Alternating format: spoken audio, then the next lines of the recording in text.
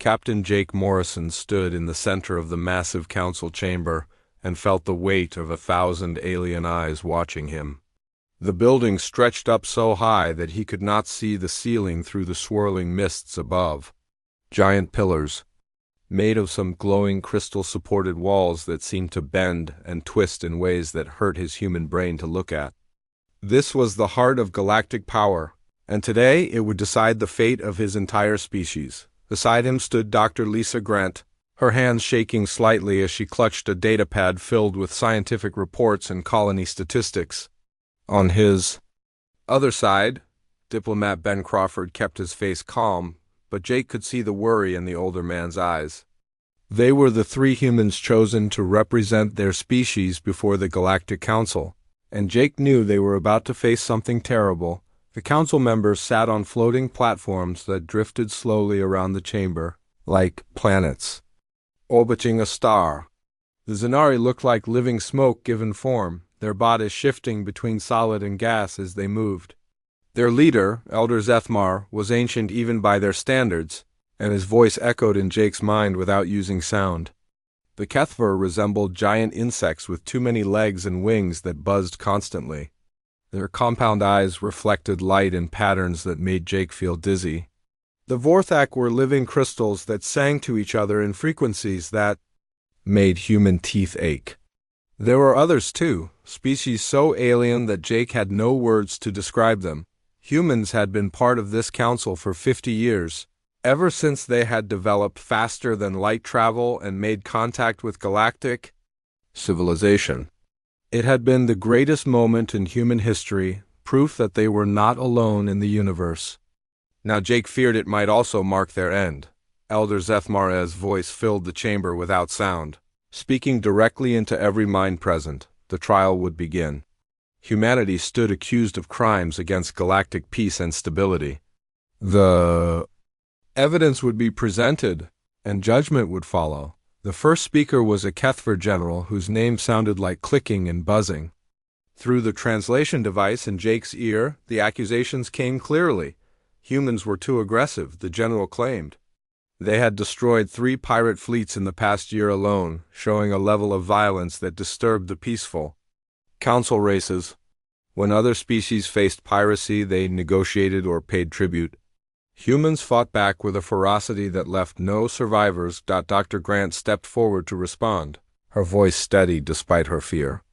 She explained that humans had tried negotiation first, but the pirates had murdered civilians and enslaved children. Self-defense was not aggression, she argued. The council members listened with expressions that Jake could not read. The next accusation came from a Vorthak whose crystal body pulsed with angry red light. Humans expanded too quickly, it sang. In 50 years, they had established colonies on over 200 worlds, including planets that other species had declared uninhabitable. This rapid growth threatened the careful balance that had kept the galaxy peaceful for millennia. Ben Crawford answered this charge with careful diplomatic language. Humans only colonized empty worlds, he said. They did not take planets from other species or claim territory that was already occupied. If they could make harsh worlds livable, that was a benefit to everyone. But the accusations kept coming. A floating jellyfish creature complained that humans adapted too well to different environments, where other species needed special equipment. To survive on foreign worlds, humans seemed to thrive anywhere. This was unnatural and disturbing. A mechanical being made of metal and wires argued that human technology advanced too quickly, threatening the established order of galactic society. Jake felt his anger growing with each charge. The council was not accusing humans of doing anything wrong, only of being too good at surviving and thriving. They were being punished for their successes, not their failures. The worst accusation came last. Elder Zethmar himself presented evidence that humans were genetically unstable. Unlike other species that had remained unchanged for millions of years, humans continued to evolve and adapt.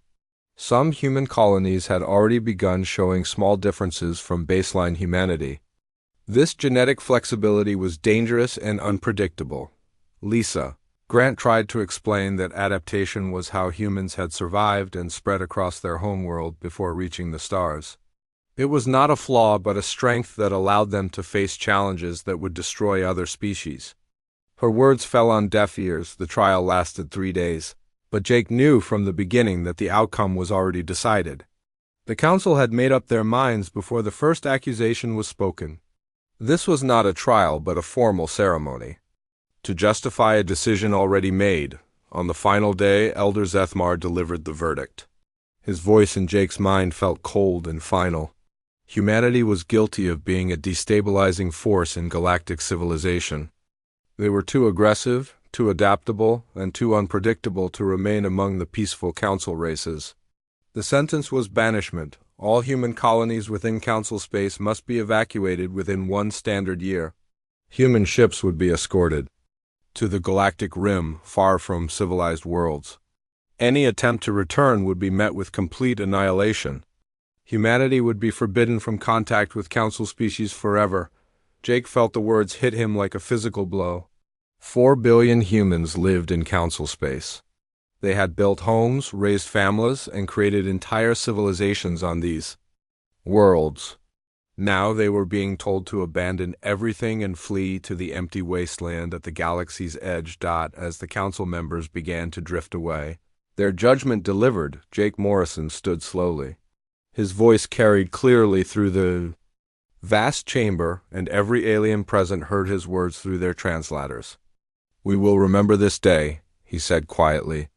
"We will remember who cast us out and why. We will remember that you feared us not for what we had done, but for what we might become." The chamber fell silent. Elder Zethmar's smoky form turned toward the human captain, but Jake was already walking toward the exit. Behind him, Lisa Grant and Ben Crawford followed, their faces grim with determination. The 3 humans left the council chamber knowing they carried the future of their species on their shoulders. They had 18 months to organize the greatest evacuation in galactic history. 18 months to prepare their people for exile in the harshest region of the galaxy. But as they walked through the alien corridors toward their ship, Jake Morrison was already thinking beyond the evacuation. The council feared what humanity might become if left unchecked. Perhaps it was time to show them that their fears were justified. Admiral Kate Sullivan watched through the bridge windows as the last human transport ship disappeared into hyperspace, carrying another 1,000,000 refugees toward the galactic rim. 18 months had passed since the council's judgment, and the great exodus was finally complete.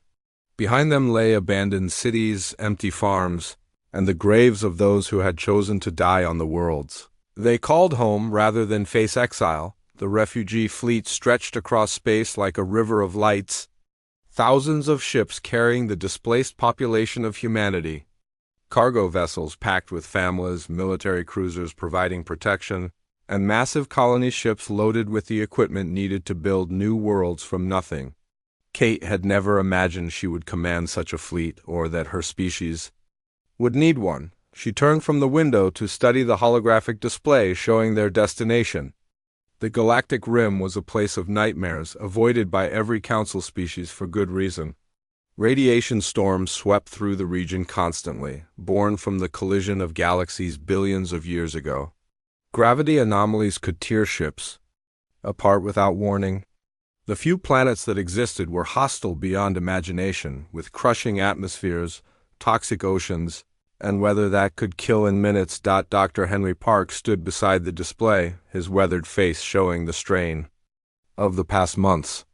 As humanity's chief terraforming specialist, he had studied every world in their assigned sector, looking for places where humans might survive. The news was not encouraging.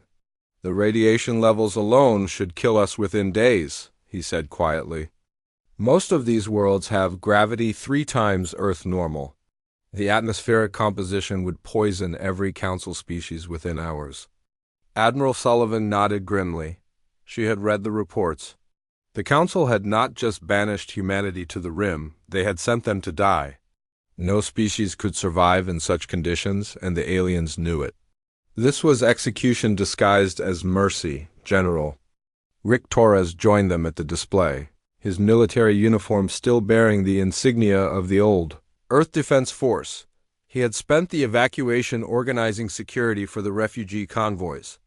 But now his thoughts turned to survival in their new home. "My people are scared," he admitted. "They see the sensor readings and think we're flying toward our deaths. Some are talking about turning back and fighting our way to better worlds." Kate understood the temptation. The human fleet was not defenseless. Military ships formed the backbone of their escort, and human weapons had proven effective against Council forces during the piracy wars. They could probably take several systems by force before being overwhelmed. Fighting would only prove the Council right about us, she said. They called us too aggressive, too dangerous. If we start a war now, we become the monsters they painted us as. Engineer Amy Peterson looked up from her workstation where she had been analyzing the exotic energy readings from rim space. Her young face was excited despite their dire situation. "The radiation might actually help us," she said. "These energy patterns are unlike anything we've seen before. If we can learn to harness them instead of just enduring them, we might have access to power sources that make fusion look like a campfire." Henry Park studied her readings with growing interest. The gravity anomalies could be useful too. If we can predict and control them, we might develop new forms of propulsion. The Council species avoid this region because they see only dangers. But every danger is also an opportunity. The first colony ships reached the rim system designated as humanity's primary settlement 3 weeks later. The planet they had chosen was barely habitable by any standard. Its gravity was crushing, its atmosphere was poison, and radiation from the local star would cook any unprotected human within hours. But it had water, solid ground, and mineral resources they would need. Captain Danny Wright led the advanced scouting team to the surface. His environmental suit beeped constantly with radiation warnings as he stepped onto the rocky ground. The landscape stretched out like a vision of hell, all sharp stones and acid pools under a sky that burned with unnatural colors. "Home sweet." "Home," muttered Sergeant Tim Brooks, his voice crackling through the comm system. The big soldier had volunteered for the first landing despite knowing the risks. Behind him, a dozen other volunteers began unloading equipment from their shuttle. The early days were brutal. The radiation suits could only provide limited protection, and several colonists died from exposure before better shielding was developed. The gravity left everyone exhausted after simple tasks that would have been easy on Earth. Food production was nearly impossible in the toxic soil, and water purification systems worked constantly to remove deadly minerals, but humans did what they had always done best. They adapted. Dr. Claire Adams arrived with the second wave of colonists, bringing experimental genetic treatments that she had been developing in secret. The Council had forbidden genetic modification, calling it unnatural and dangerous. In the Rim, such restrictions seemed absurd when the alternative was death. "The radiation is changing us anyway," she explained to the colony's medical team. "These treatments will help guide those changes in useful directions instead of letting them happen randomly." Her first volunteers were the children. Young Sam Collins was among them, a boy whose parents had died during the evacuation. At 12 years old, he was already showing signs of adaptation to the high radiation environment. Claire's treatments enhanced these natural changes, strengthening his cells against damage and improving his body's ability to process the exotic energies around them. Within 6 months, the children were playing outside without environmental suits, their modified genetics allowing them to breathe the poisonous air and withstand radiation that would kill their parents. The older colonists watched in amazement and fear as their children became something new. Engineer Amy Peterson made the first breakthrough with Rim technology when she successfully channeled a radiation storm into the colony's power grid. The energy output was massive, far beyond anything hydrogen fusion could provide. The storm that should have killed them instead lit their cities and powered their factories. "We're not just surviving here," she told Admiral Sullivan during one of their monthly progress reports. "We're becoming something the galaxy has never seen before." News from the other colonies was similar. Humans were not merely enduring the Rim's harsh conditions, they were learning to thrive in them. General Torres reported that his security forces were developing new combat techniques adapted to high gravity and radiation environments. Dr. Park's terraforming teams were turning poison worlds into gardens using methods that no council species could duplicate, but perhaps the most significant discovery came from an ancient ruin that Captain Wright found during a deep exploration mission. Hidden in a crater on an airless moon, the structure was clearly artificial but incredibly old. The technology inside was far beyond anything the current galaxy possessed. Whoever built this was dealing with the same challenges we face, right? Reported as his team explored the alien installation. The radiation shielding, the gravity manipulation systems, the energy conversion technology. They lived here in the Rim, and they found ways to master it. The ruins contained libraries of data that human scientists spent years decoding. They told the story of an ancient civilization that had once ruled the galaxy, a species that had thrived in the harshest environments and developed technologies that made them nearly godlike in power. They had vanished millions of years ago, leaving only these hidden ruins as proof of their existence. The Rim was their home, Dr. Adams explained to the growing council of colony leaders. They didn't see this region as a wasteland to be avoided. They saw it as the perfect environment for evolution and growth. As the years passed, humanity's exile began to look less like punishment and more like opportunity. The children born in Rim space grew up stronger and smarter than their parents. They could survive in conditions that would kill any council species, and their minds were adapting to comprehend technologies that had been thought impossible. Admiral Sullivan, now showing the gray hair of age and responsibility, stood again at the bridge windows of her flagship, but now she looked out at a dozen thriving worlds instead of a refugee fleet.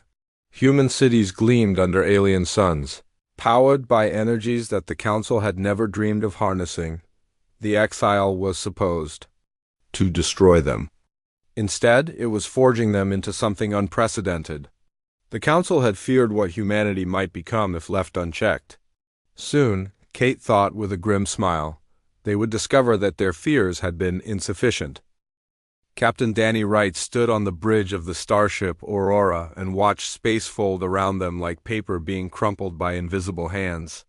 50 years had passed since humanity's exile to the galactic rim, and the impossible had become routine. The Aurora could tear holes in reality itself, stepping between distant stars in the blink of an eye using technology salvaged from ancient ruins and perfected by human ingenuity. His crew moved with casual efficiency through environments that would have terrified their grandparents. Navigation Officer Maria Santos worked without protective gear and radiation levels that should have killed her instantly. Her enhanced genetics, developed through decades of Rim evolution, processed the deadly energy like sunlight. Engineer Pete Collins, son of the boy who had been among the first genetic volunteers, could survive in hard vacuum for hours if needed.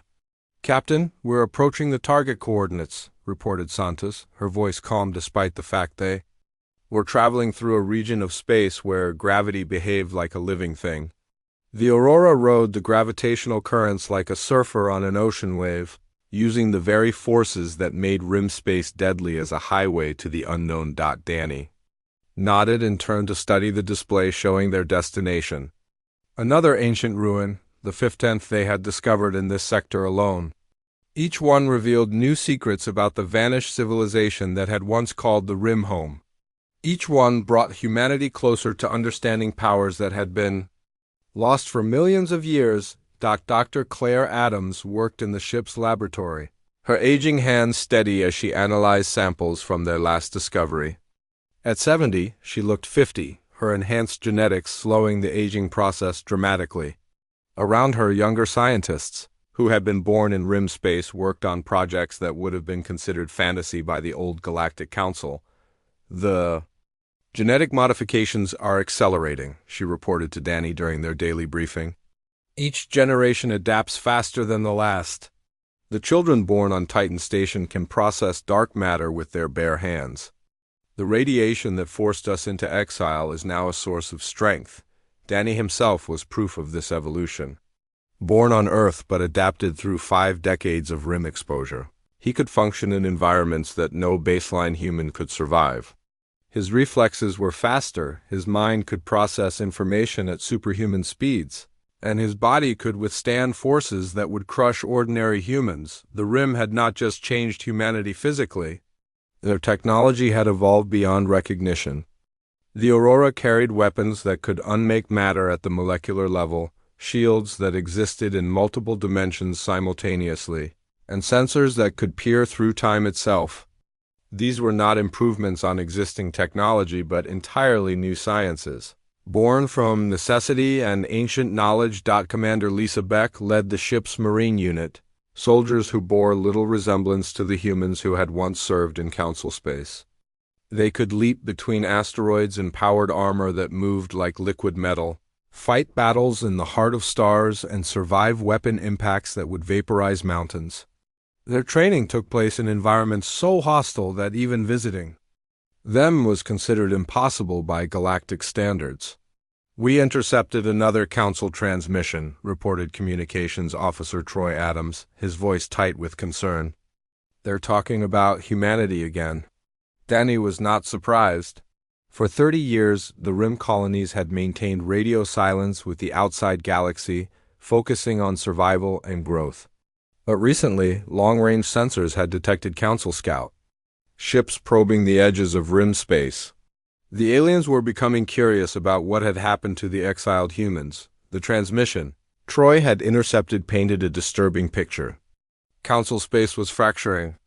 The Kethra and Vorthak had gone to war over mining rights, their conflict spreading to include a dozen other species. Pirate fleets, no longer held in check by human peacekeepers, raided shipping lanes with impunity. The careful balance that had maintained galactic peace for millennia was breaking down. "They're scared," observed Dr. Rachel Kim, the ship's tactical analyst.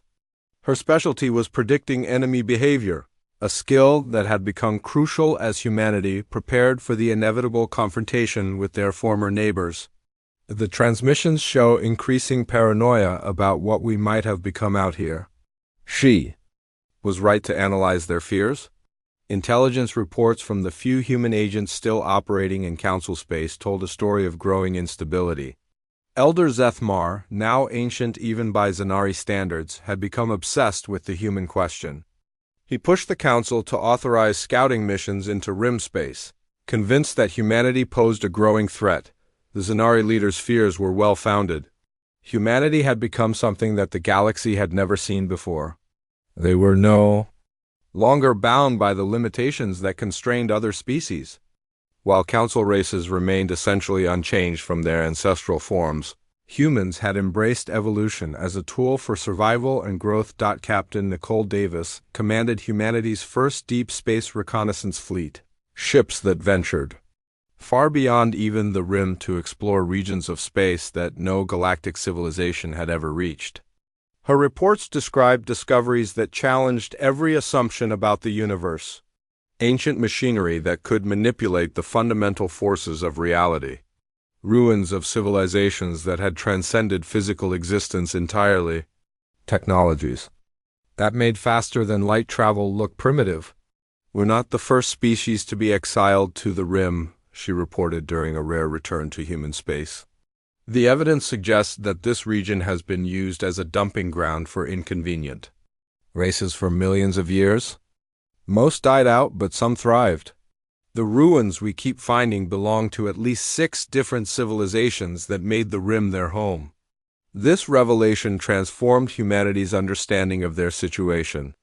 They were not unique victims of Council prejudice, but the latest in a long line of species that had been cast out for being different. The Rim was a graveyard of failed civilizations, but it was also a library of knowledge waiting to be claimed. Engineer Amy Peterson, now in her 70s, but still sharp thanks to genetic enhancement, led the effort to integrate ancient technologies with human innovation. Her teams had learned to build ships that could phase between dimensions, weapons that fired concentrated gravity, and defensive systems that existed partially outside normal space. "Every ruin teaches us something new," she explained to the assembled leaders of humanity's Rim colonies. "The species that built these things faced the same challenges we do. They found ways to not just survive in hostile space, but to make it serve them. We're following in their footsteps, but we're also surpassing them. The truth of her words was evident in every human settlement. Cities that floated in the hearts of stars, mining operations that harvested energy from black holes, farms that grew crops in pure vacuum. Humanity had not just adapted to the rim, they had made it their kingdom, but with power came responsibility, and with growth came danger. Long-range sensors detected increasing council activity near the rim borders.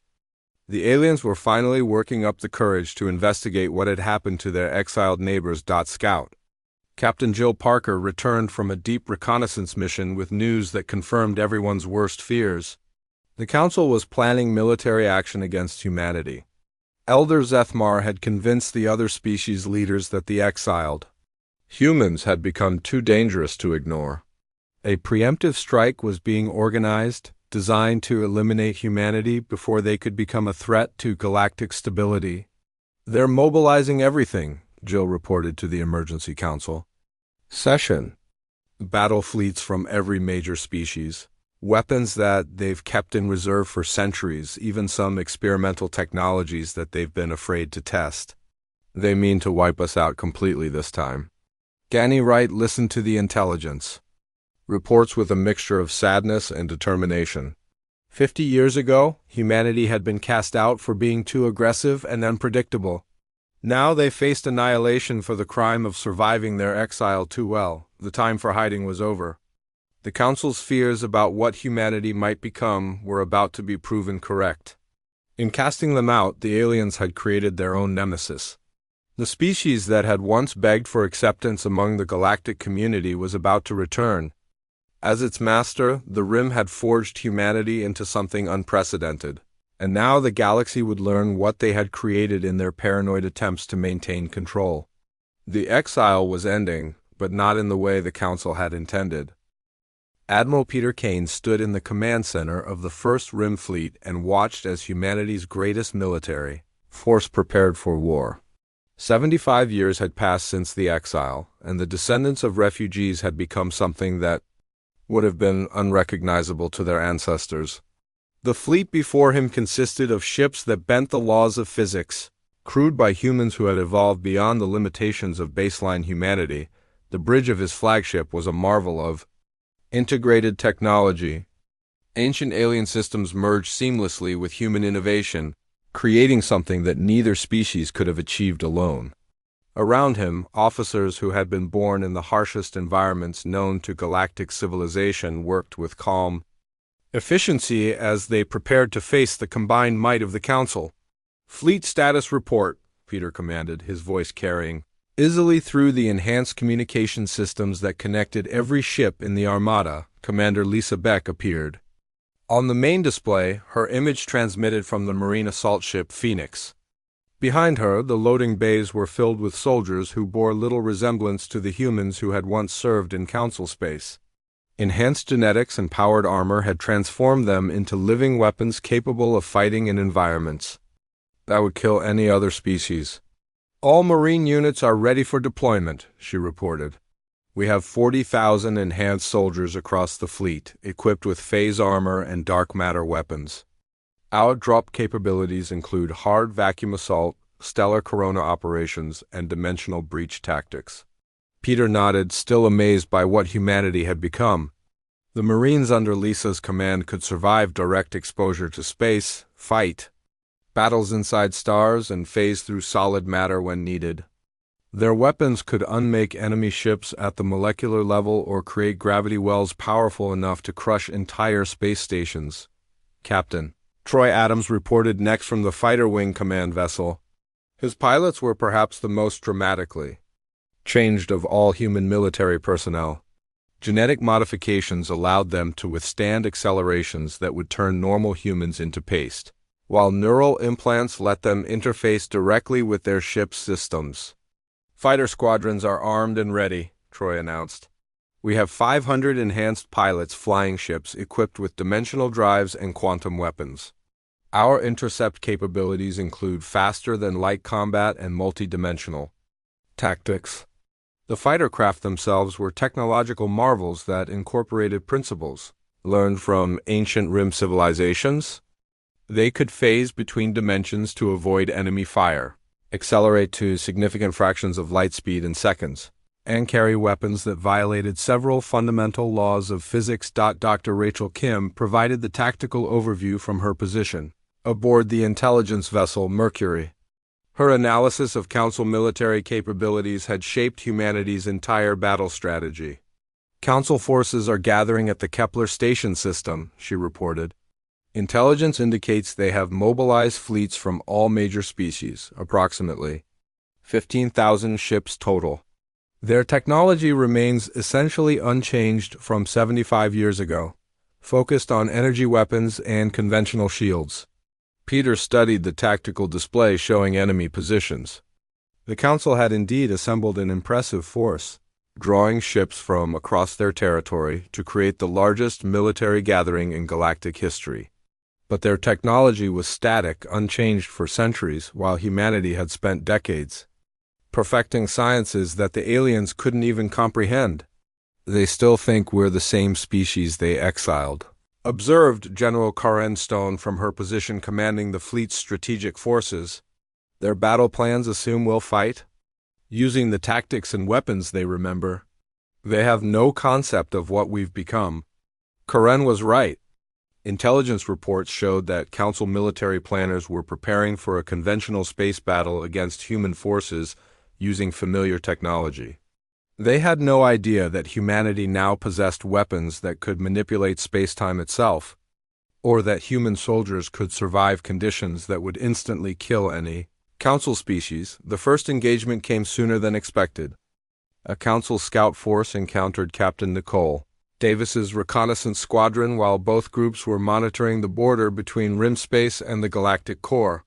The alien ships detected human vessels and immediately opened fire, assuming they were dealing with primitive refugees using stolen technology. Nicole's response was swift and devastating.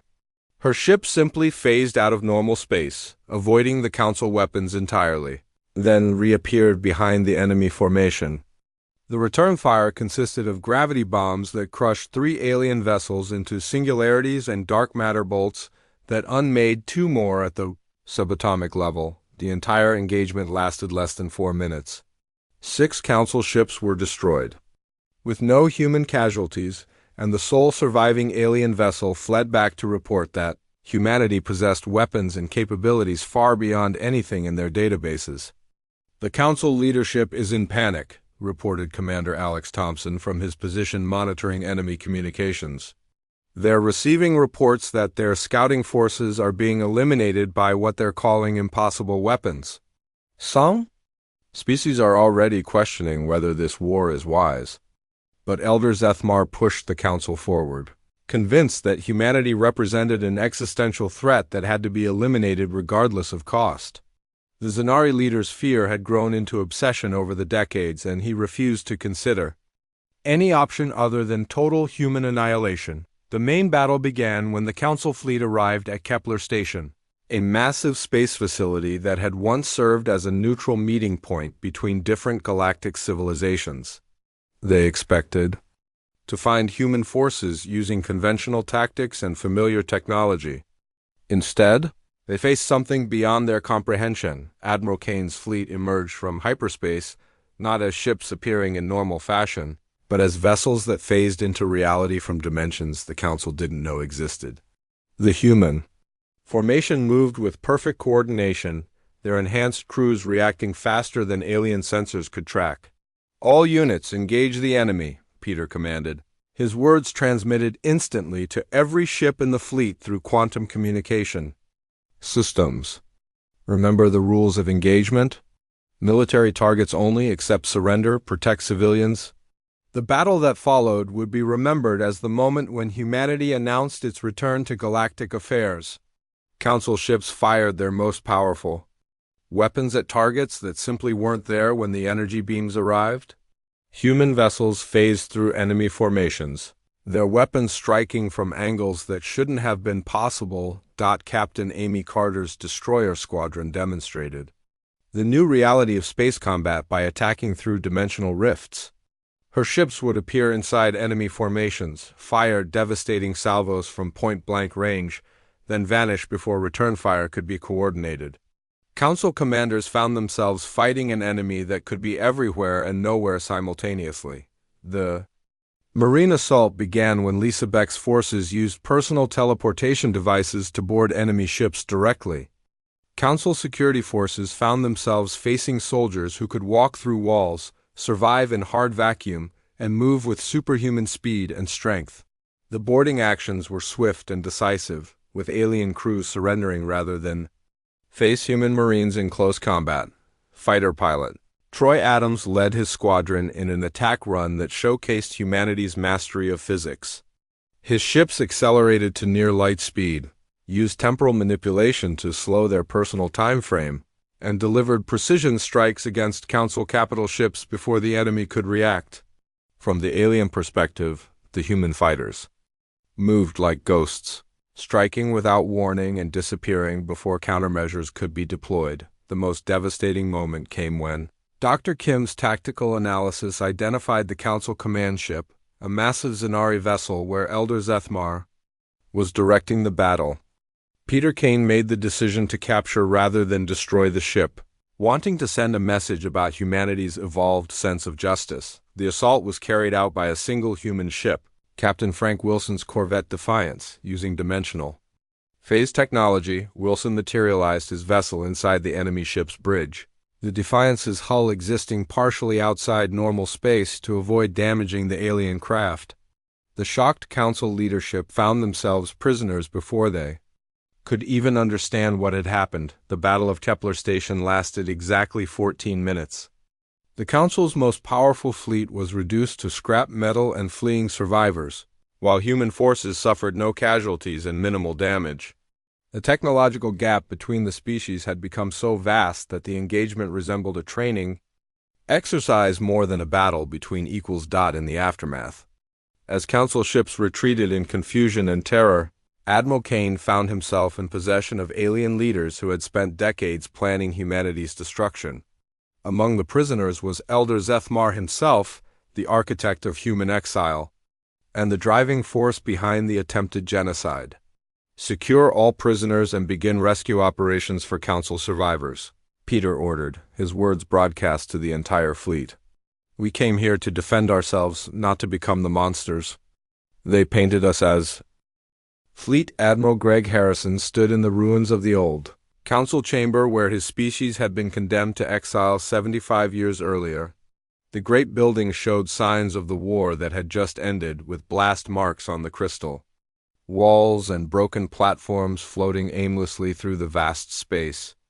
Before him, the surviving leaders of the Galactic Council waited in fearful silence for judgment.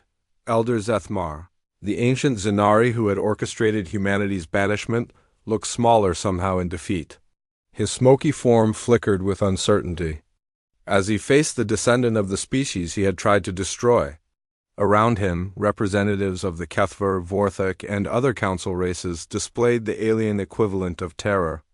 "You expect us to exterminate you," Greg said quietly, his voice carrying clearly through the chamber despite its vast size. His words were translated into dozens of alien languages, ensuring that every surviving Council member could understand. "That is what you would do in our position." The human admiral was himself proof of how far his species had evolved during their exile. Genetic enhancements allowed him to survive in the toxic atmosphere of the damaged station without protective gear, while neural implants let him process information at superhuman speeds. He was everything the Council had feared humanity might become, and more. Dr. Stephanie Moore stepped forward to address the assembled aliens. As humanity's chief diplomat and xenobiologist, she had spent decades studying the species that had cast her people out. Her understanding of alien psychology was deeper than any Council member's knowledge of human nature. "We could destroy you," she said simply. "Our technology is so far beyond yours that your entire civilization could be ended in days." "But that is not why we're here." The alien leaders shifted nervously. their various forms expressing confusion in ways that human observers had learned to read during the long years of exile. They had expected annihilation or enslavement. The fate that their own species would have imposed after such a crushing defeat. Captain Ryan Brooks, the youngest human present, carried a datapad containing the framework for what would become known as the New Galactic Compact. His generation had been born in rim space, shaped by forces that the original council could never have imagined. Yet despite their vast power, they had chosen a path that surprised even their own people. "We offer you something your council never offered us," Ryan announced. "A chance to be equals in a galaxy where differences are celebrated rather than feared." The proposal that followed would reshape galactic civilization. Humanity would establish the New Galactic Compact, a governing body that welcomed all species, regardless of their biology, technology level, or cultural practices. The old council's rigid hierarchy would be replaced by a federation of equals, with humanity serving as guides rather than rulers. Elder Zethmar's voice echoed in the minds of everyone present, his telepathic communication filled with disbelief. "Why?" was all he could manage to ask. "We tried to exterminate your species. We cast you out to die in the rim. Why show mercy to those who showed you none?" Commander Jake Morrison, Jr., son of the captain who had stood in this same chamber during humanity's trial, answered the ancient alien's question. His father's words had proven prophetic, and now the younger Morrison carried the responsibility of fulfilling the promise made so long ago. "Because you were wrong about us," Jake said. "You claimed we were too aggressive, too. Dangerous for galactic civilization? But aggression without wisdom is mere brutality, and power without mercy is tyranny. The Rim taught us to be better than your fears." The truth of his words was evident in every aspect of humanity's victory. Council civilians had been protected. During the war, enemy wounded had been treated by human medics, and surrender had always been accepted.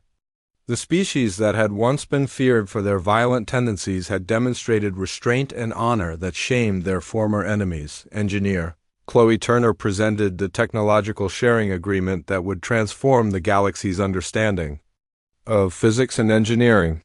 Humanity would gradually introduce their rim-born innovations to other species, carefully and safely ensuring that the same technologies that had made humans supreme could benefit everyone. "Your species avoid the rim because you see only danger," she explained to the assembled aliens. "We learned to see opportunity. The forces that should have killed us became the source of our strength. We want to teach others to do the same." The offer was unprecedented in galactic history. No conquering species had ever proposed to share their advantages with the conquered. The council races had always maintained technological superiority through secrecy and restriction.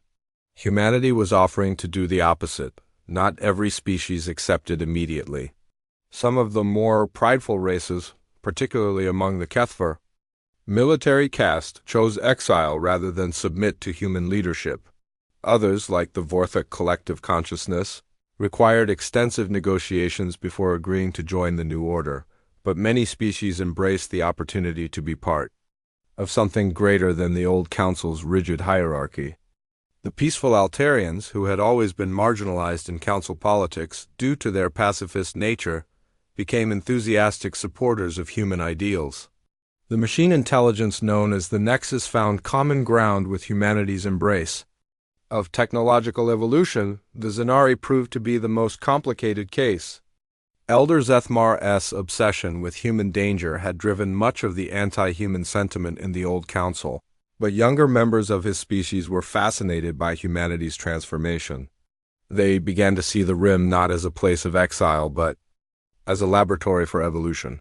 "We fear change because we have remained static for so long," admitted Zarath, a young Zenari scientist who had studied human genetic modifications. "Your species embraces change as a tool for growth. Perhaps it is time for us to learn from your example." The establishment of the New Galactic Compact took place in a ceremony that drew representatives from across the galaxy. The location was symbolic, a station built in the borderland between rim space and the galactic core, Representing the bridge between humanity's exile and their return. Captain Nicole Davis commanded the construction fleet that built the new capital, using human technology to create a structure that could serve all galactic species. The station existed partially outside normal space, allowing it to accommodate beings with radically different environmental needs simultaneously. Dr. Claire Adams, now over a century old but still vital thanks to genetic enhancement, established the first interspecies research facility dedicated to studying adaptation and evolution. Her work would help other species begin their own journeys toward genetic flexibility and environmental mastery. The signing ceremony was attended by leaders from every known galactic civilization. Humans in their advanced environmental suits worked alongside crystalline Vorthok, gaseous Cenari, and mechanical beings whose names had no pronunciation in any organic language. The diversity that the old council had tried to suppress was finally being celebrated. Admiral Kate Sullivan, the architect of humanity's survival during the early years of exile, had the honor of officially dissolving the old Galactic Council. Her words were broadcast across the galaxy, marking the end of an era and the beginning of something new. Today we close the book on a civilization built on fear and suspicion, she announced. We open a new chapter based on cooperation and growth. The species that were once divided by prejudice and misunderstanding will work together to explore the infinite possibilities of the universe. The final moment came when Elder Zethmar himself, the architect of humanity's exile, stepped forward to formally request membership in the new Galactic Compact. His ancient voice carried a weight of history as he spoke the words that marked the complete reversal of his species' fortune.